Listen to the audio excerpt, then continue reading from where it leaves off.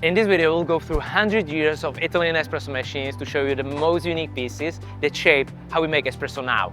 We joined Henk Langkemper, one of the biggest collectors of espresso machines in the world, to go through unique pieces that define 5 stages of espresso machine technology from about 1920 until now. This machine changed the coffee business.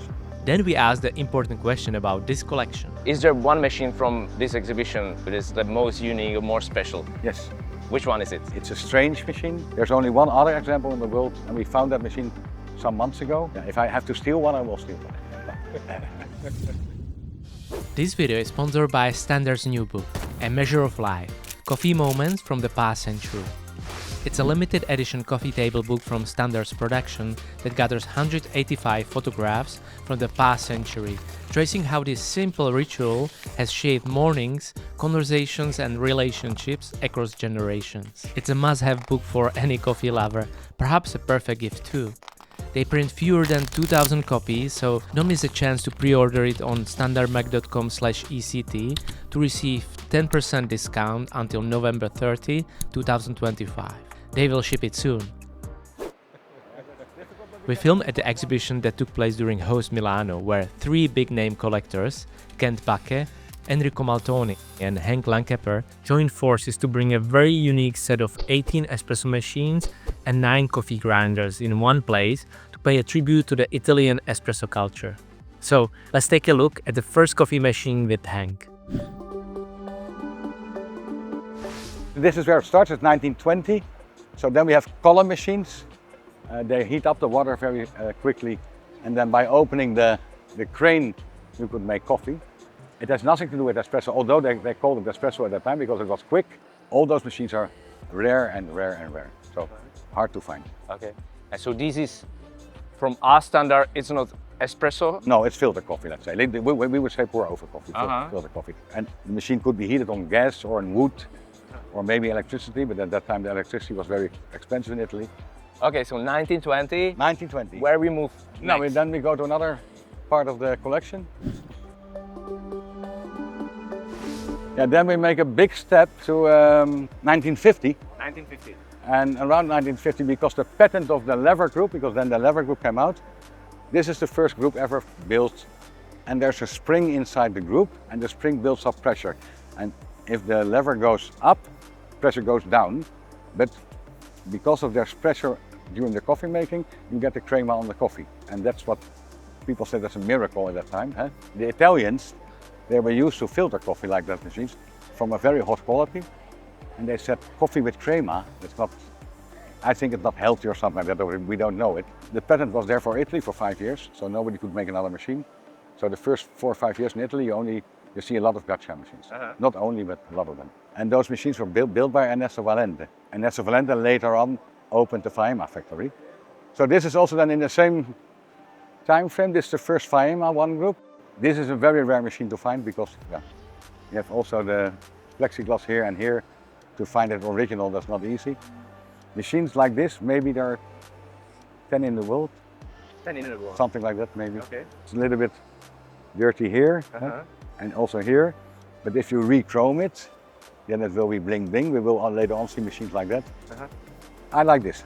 So that's where it started with the lever espresso machines, but what's the most iconic piece from the collector's perspective? This is very knowledgeable. People like it a lot because it looks like a diamond. And also for the collector, they call it diamante. In my opinion, most people like this machine the best.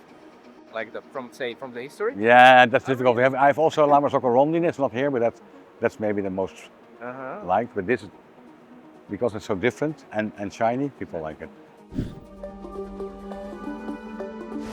The most iconic maybe in the newer generation, 1961. There was an eclipse that year, and that's why the E is there.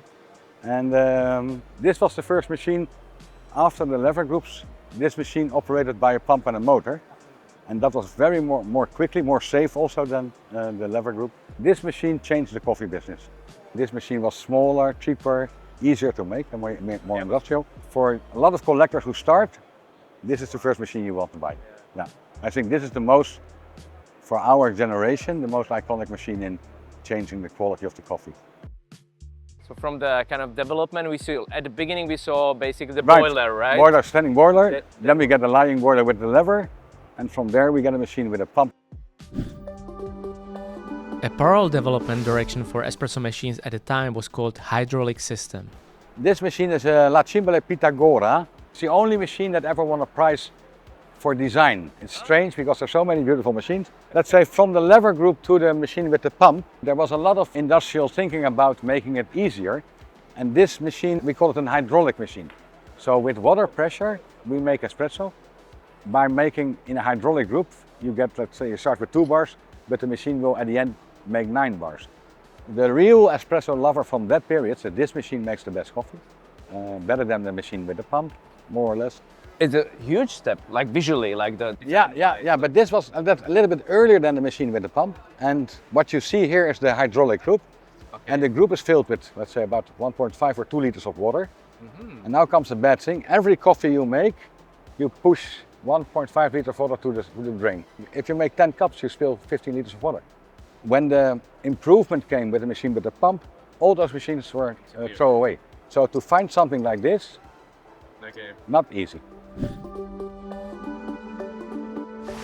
So this is where the new era starts. Let's say many machines were made like this, but the Faema Tronic, that's the name of this machine, was the first machine with pre-dosing cups, so you can just push a button and the water dose will come. Of course, also driven by a pump. There was even a display here with a temperature that was also quite new, and the machine was from a different material than iron. You can also see that this is also gas heated because it has, here you could enter the gas. And this machine had, let's say, the E61 system, but then improved with electronics, so better stable temperature. And this is a modern machine already, although it's very old. After this, many machines came with a look like this, so with the pre-dosing system and so on. This is not so old, but try to find one which is complete. That's the story. Very important question. Many people will be probably asking, what's the most expensive machine you have here? Collectors don't want to talk about that because if they collect, they only buy and they never will sell. So then the price is not a really important thing. But to give an idea about an expensive machine we have here, the Marzocco Mondial from 1950. I think there are only 2 true groups in the world. Of course, Marzocco is a famous brand. This machine is in original working condition. Let's say I would suggest that a machine like this costs over 30,000 euro. Okay. And to make it even more exciting, here we have a coffee grinder, also a very rare model. I think there are 2 or 3 in the world. 2 or 3. And what can you pay for a coffee grinder? But this go up from 13,000, something like that, if you have it all original. And then to make it even more worse, they have the machine here that's found only a few weeks ago. It's a Marzocco Ariston. There's only 1 in the world. So there's only 1? Only 1, and there's no comparison. Let's say if this machine was offered to Marzocco or something like that, because they will like to have it, they will pay any price. That sounds crazy, but that's because there's only 1. But also for the Marzocco, let's say, collector, and there are many in the world, a machine like this is unpayable. Priceless. Priceless, yeah, that's it. Okay, well. So we have seen many beautiful and iconic espresso machines and grinders from the world's top collectors and learned a lot from Henk and the team. Let us know what was your favorite espresso machine and if you would like to learn more about this topic in the next video.